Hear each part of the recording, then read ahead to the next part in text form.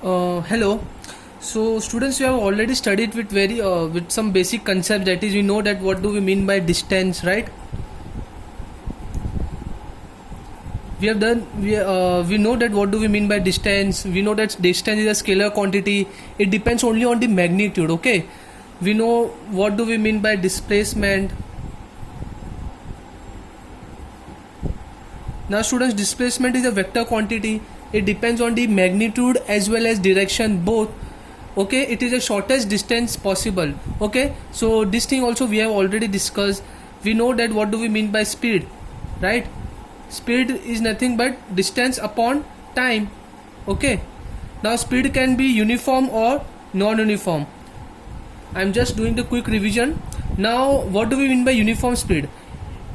The very basic definition is, if a body covers equal distances in equal intervals of time, then that speed is known as the uniform speed. Okay, and we are also studied what do we mean by non-uniform speed. Okay, so non-uniform speed means if the body covers unequal distances in equal intervals of time. For example, in the first second the body had covered 1 meter, in second second the body had covered 2 meter, in third second the body had covered 3 meter. So in every second the body is covering a distance of 1 meter. Then we can say that the speed of the body is uniform. Okay, it is uniform speed. But if I say that in the first second the body had covered a distance of 1 meter, in second second the body had covered a distance of 1.5 meter, in third second the body had covered a distance of say randomly anything 1.7 meter. In this case we see that the speed is changing at every moment. Okay, in every interval of time the speed is changing. Okay, so in this case we can say that the body is executing non-uniform speed. Okay, it's not uniform because the speed is continuously changing. I'm sorry, the distance covered by the body is continuously changing. Okay, similarly we know that what do we mean by velocity. Velocity is displacement upon time. Since displacement is a vector quantity, students, that means velocity will also be vector quantity, and since distance is scalar, that means speed will also be a scalar quantity, right? Now we know that what do we mean by, students, velocity is displacement upon time, but it is also known as rate of change of displacement. Rate of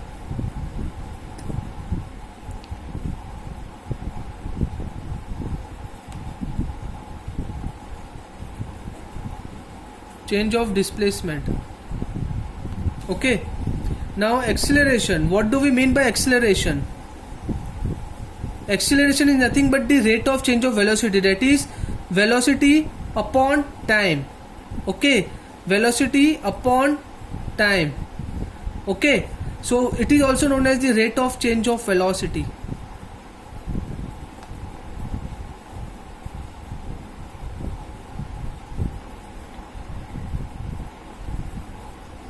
Okay, so velocity similarly to speed and velocity, acceleration could also be uniform or non-uniform. So when the velocity of the body changes uniformly, that is, suppose this is a pen. Okay, now in every second its velocity is changing by equal amount. Suppose in the first second its velocity was 1 meter per second square, in the second second its velocity is 2 meter per second square, in the third second its velocity is 3 meter per second square. So in every second the velocity is changing by similar rate, that is, it is changing constantly, right? So in that case we can say that the acceleration is uniform because velocity is changing at uniform rate. Okay, similarly the acceleration could be non-uniform as well. What do we mean by non-uniform? If the velocity of the body is changing non-uniformly, for example, in the first second the body has executed the velocity of 1 meter per second square. In the second second, suppose the body had covered is moving with the velocity of 1.5 meter per second square. That means the first second the body was moving at a speed of 1 meter per second square, and in the next interval of 1 second it had covered a distance of 1.5 meter per second square. That is, the velocity had changed by 0.5 meter per second square, right?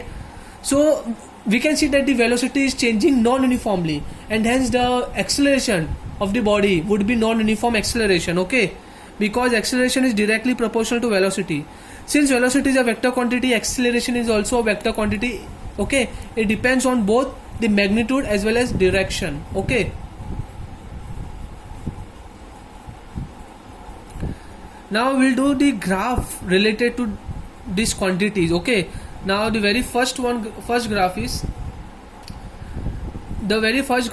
the distance time graph. Okay, now there are two graphs in distance time graph, that is if the body is moving with uniform speed, and the second one is if the body is moving with non-uniform speed. Okay, so there are two graphs, so we'll do it individually. Now when the body is moving individually, now how the graph would look like? Sorry, when the body is moving uniformly, how the graph would look like? First of all, I will draw y-axis. Okay, this is x-axis. Okay, now this is the origin. Okay, this is y, this is x. Okay, this is the basics of graph. Now if the body is moving uniformly, that means the speed of the body is directly proportional to time, that is the graph will pass through the origin. Okay, so when the body is moving uniformly, that is if the speed of the body is uniform. Okay, so on x-axis there will always be time will always remain on x-axis, and distance will be on y-axis. So when the body is moving with uniform speed, I can say that distance is directly proportional to time. Distance is directly proportional to time. Okay, so when the speed is uniform, that is the distance is directly proportional to time. Okay, so at every point, at every interval of time, that is in 1 second, the distance covered is suppose 1 meter. Okay, in 2 seconds, the distance covered will be equal to 2 meter. Okay, so at every second, the distance covered will be similar, that is 1 meter. This is just an example. So when the speed is uniform, I can say that distance is directly proportional to time. Okay, and this line, suppose I name this line as OA. This line is known as the slope. Okay, and this slope will give me the speed of the body. Okay students, for example, we know the formula for slope. What is slope? Slope is equal to y-axis upon x-axis, right? So suppose say on y-axis, suppose if I take the point as 2 meter. Okay, on x-axis if I take the value of x as 2 seconds. Okay, so 2 meter by 2 seconds, what would be its speed? Its speed would be 1 meter per second. Okay, so at every point this slope will be equal to 1 meter per second. Okay, so where the straight line, the slope of the straight line is always constant. It will always give me the same value, that is the slope will constant. So I can say that the speed of the body is moving with 1 meter per second. Okay, and it is uniform, it is not changing with time. Okay, now what if the body is moving with non-uniform speed?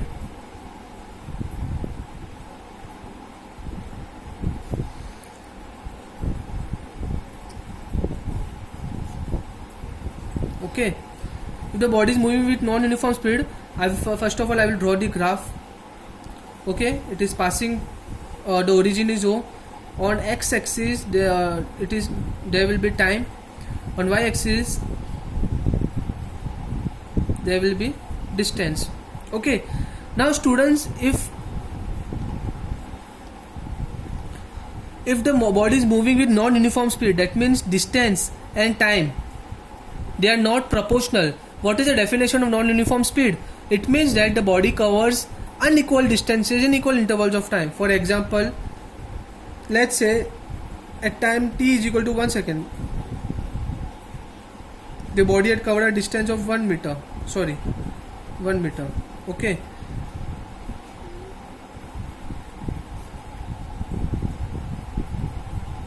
okay students, so it's not necessary that in every 1 second the body will cover the same distance, that is 1 meter. In 2 seconds it may be 1.5 meter. In 3 seconds it may be 3 meter. Okay, so at every time the distance covered by the body in every 1 second, in every one interval of time, the distance covered is changing. That means the graph will somewhat look like this. Okay, so it is not the straight line, but it is curved like this. Okay, now the slope, this slope will always give me different value at different point. Okay, so the slope will give me the non-uniform speed.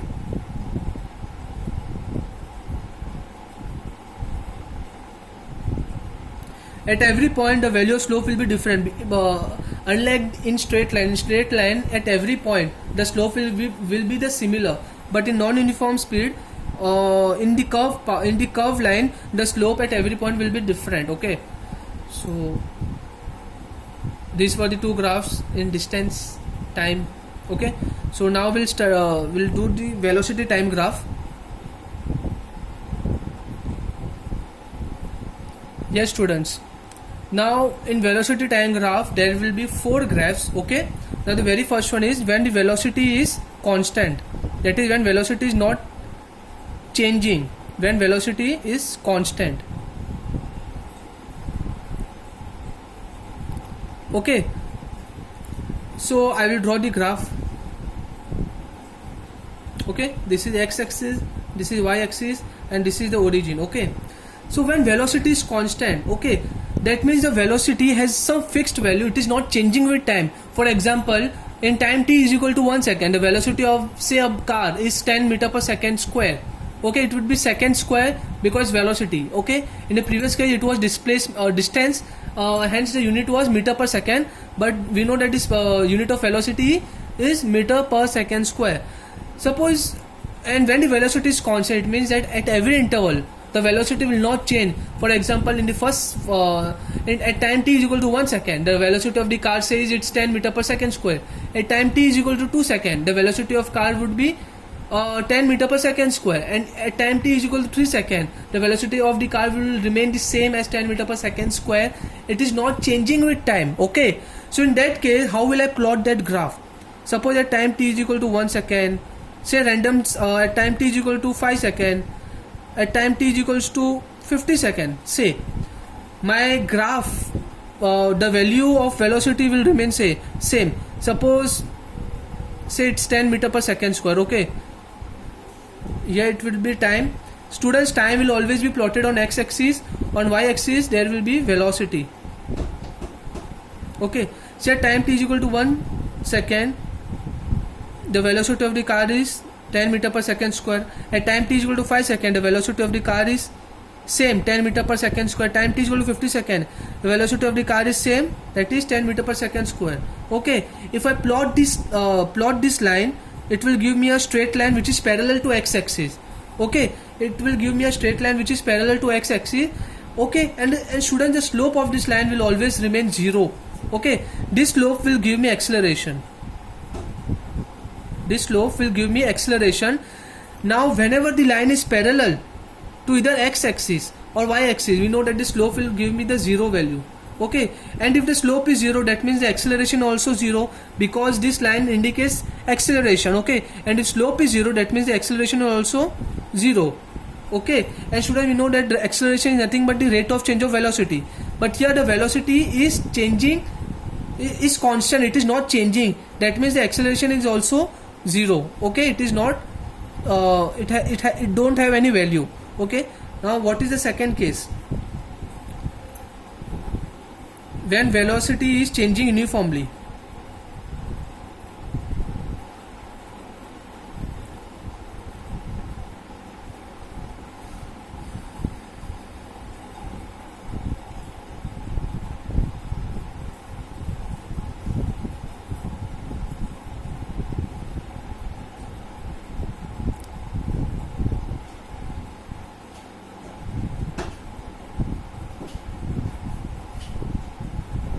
I will draw the graph. This is origin, this is x-axis and y-axis. Okay, so when the velocity is changing uniformly, okay, that means I can say that on x-axis there will be time, on y-axis there will be velocity. So when the velocity is changing uniformly, that means I can say that the velocity is directly proportional to time. Okay, the velocity is directly proportional to time. Okay, and when velocity is when something is directly proportional, when the any function on y-axis is directly proportional to any function on x-axis, okay, so the slope will always be a straight line passing through the origin. Okay, because velocity that is on y-axis, it is directly proportional to time, so its slope will always give will be a straight line passing through the origin like this. Okay, and students, here the velocity is changing uniformly. Okay, so this line will give me the acceleration. Here velocity is changing uniformly, but acceleration here will not change, because we know acceleration is rate of change of velocity. Okay, if the velocity is changing uniformly, that means acceleration is zero. Okay, it is not zero, we can say, but the value will remain constant. Its value will remain constant. For example, say 10 meter per second square. So at every point it will remain 10 meter per second square. In this case it was 0. In this case it has a constant value, that is 10 meter per second square, for example. Okay, now if the velocity is increasing, then we can say that the line will move upward. Now what if the velocity is decreasing? Okay, then what will happen? If the velocity is decreasing, I'm sorry,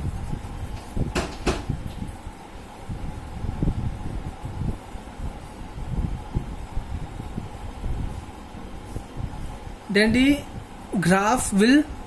slope will pass in the downward direction like this, and this is known as the retardation slope. This slope is known as retardation. Okay, it will be on the negative side, okay, of x-axis, like this, passing through the origin. Okay, in the previous case it was increasing, that's why it was up like this. In this case it is decreasing, and hence the graph will pass below the x-axis like this, and this is known as the retardation. And there's one more last one.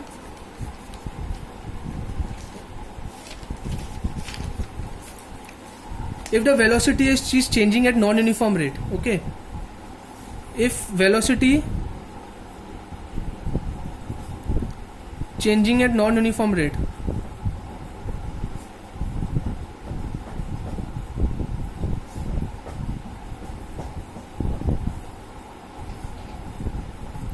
if the velocity is changing at non-uniform rate, then the graph will look like this. On y-axis there will be time, sorry, on x-axis there will be time, on y-axis there will be velocity, and if the velocity is changing non-uniformly, that means the graph will be like this. It will give me a curve, and okay, so